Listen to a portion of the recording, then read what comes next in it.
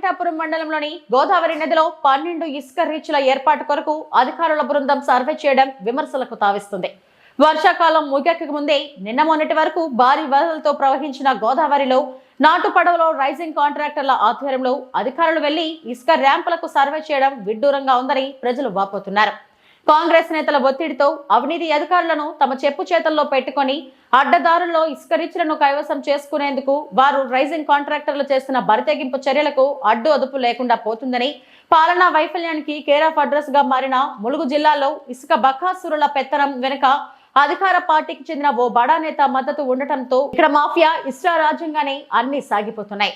అక్రమార్కుల దొడ్డదారి వ్యవహారాలకు అవినీతి అధికారులు సైతం తోడు కావడంతో ఏజెన్సీలో మాఫియా దందా అడ్డు అదుపు లేకుండా సాగిపోతుందని, భారీ గోదావరిలో సరిహద్దులను ఎలా గుర్తిస్తారని రైజింగ్ కాంట్రాక్టర్లతో కలిసి అధికారులు పడవలపై సర్వే చేయడం ఏంటనే ప్రశ్నలు ఇక్కడ వ్యక్తమవుతున్నాయి.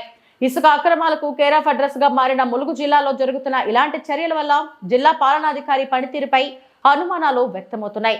ఇంత హడావిడిగా గోదావరి నదిలో సర్వేలు చేయడం వెనుక భారీ ముడుపులు చేతులు మారాయని ఆరోపణలు వినిపిస్తున్నాయి. ములుగు జిల్లాలో తెలంగాణకు చెందిన ఒక కీలకమైన మంత్రి అనుచరుడు ఇసుక మాఫియా వెన్నుదన్నుగా ఉండటంతో ఇక్కడ నియమ నిబంధనలతో పని లేకుండానే జరుగుతుండటంతో పలు విమర్శలు చేస్తున్నారు ఏజెన్సీ వాసులు.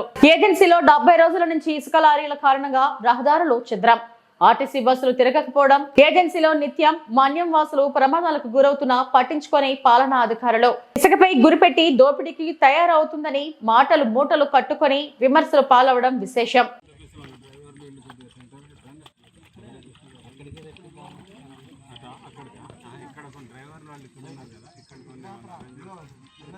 డ్రైవర్లకు ఇక్కడ భోజనాలు తెప్పిస్తే తినేస్తారు కదా.